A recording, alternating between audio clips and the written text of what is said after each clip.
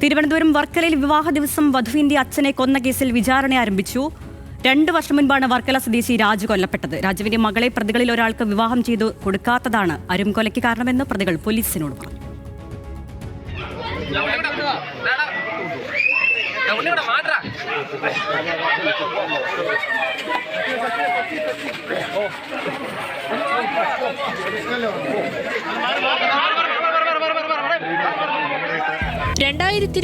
June 28 നാടിനെ നടുക്കിയ കൊലപാതകം നടക്കുന്നത്. വിവാഹവുമായി ബന്ധപ്പെട്ട ഒരുക്കങ്ങൾ നടക്കുന്നതിനിടെ കല്യാണത്തലേന്ന് പുലർച്ചെ രാജുവിനെ വീട്ടിനുള്ളിൽ വെച്ച് തലക്കടിച്ച് കൊന്നുകളയുകയായിരുന്നു.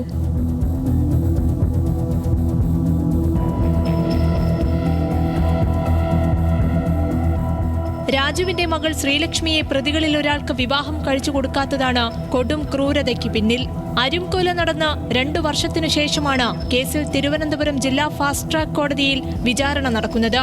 അപ്പു എന്ന് വിളിക്കുന്ന ജിജിൻ, ജിഷ്ണു, മനു, ശ്യാംകുമാർ എന്നിവരാണ് പ്രതികൾ. കേസിൽ ആകെ 72 സാക്ഷികളാണുള്ളത്. കൊല്ലപ്പെട്ട രാജുവിന്റെ മകൾ ശ്രീലക്ഷ്മിയുടെ സാക്ഷി വിസ്താരം പൂർത്തിയായി. ശ്രീലക്ഷ്മി വിളിച്ചിട്ടാണ് പ്രതികൾ വീട്ടിലെത്തിയതെന്നാണ് പ്രതിഭാഗം വാദിച്ചത്. എന്നാൽ പെൺകുട്ടി ഈ വാദത്തെ എതിർത്തു.